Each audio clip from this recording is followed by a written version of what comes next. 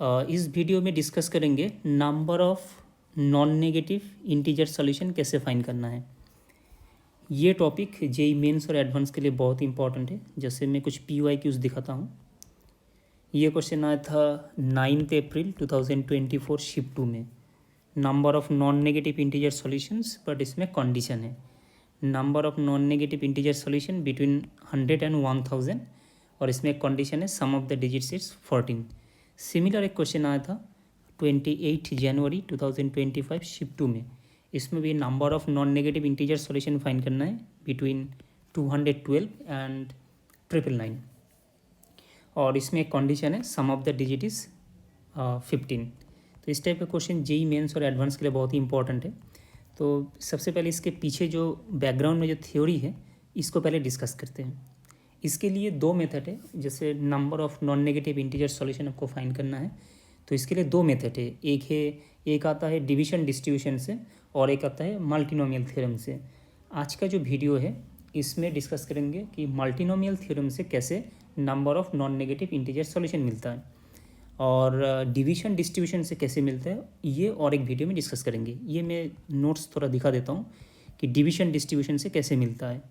Division distribution से मिलता है, इसमें दो केस होता है। एक है डिस्टिंक्ट ऑब्जेक्ट के लिए कैसे डिवीजन डिस्ट्रीब्यूशन आता है, और एक है आइडेंटिकल ऑब्जेक्ट के लिए डिवीजन डिस्ट्रीब्यूशन कैसे मिलता है। मैं जस्ट इसमें फार्मूला दिखा देता हूँ, इसको किसी और एक वीडियो में डिस्कस करेंगे। जैसे ये केस है डिस्टिंक्ट ऑब्जेक्ट के लिए डिस्ट्रीब्यूशन, ये फार्मूला है, और इसमें दो सब केस होता है, और आइडेंटिकल ऑब्जेक्ट के लिए भी दो केस है।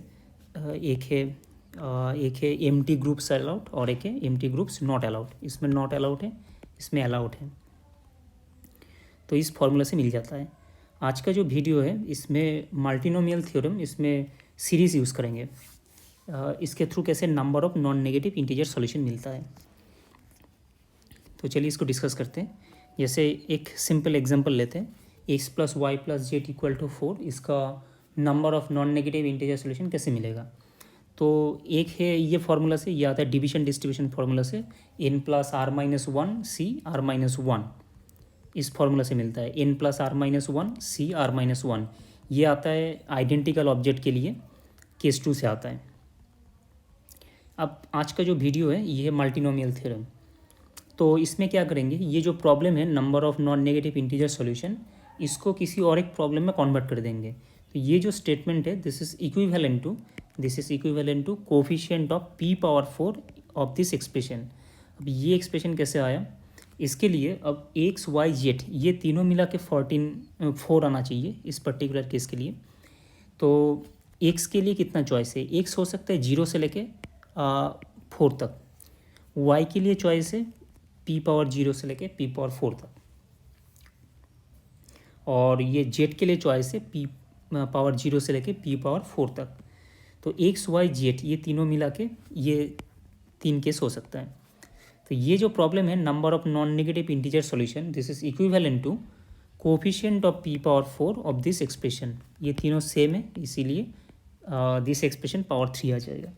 अब ये हो गया जियोमेट्रिक सीरीज, तो इसका साम आएगा 1 - p⁴ divided by 1 - p⁴।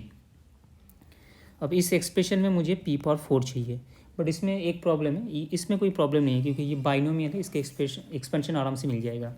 But इसमें प्रॉब्लम है नेगेटिव पावर से।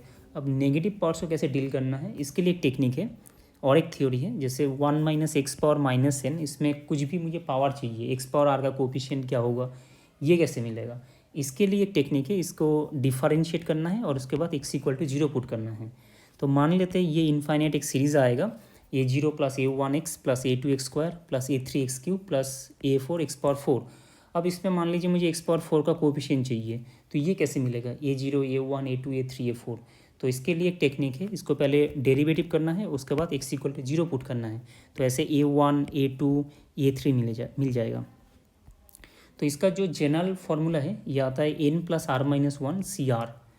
तो ऐसे नेगेटिव पावर्स को हम लोग डील कर सकते हैं। अब एक क्वेश्चन सॉल्व करते हैं। ये आया था 9 अप्रैल 2024 शिफ्ट 2 में। इसमें फाइंड करना है number of non negative integer solutions between 100 and 1000, but इसमें कंडीशन है sum of the digits is 14।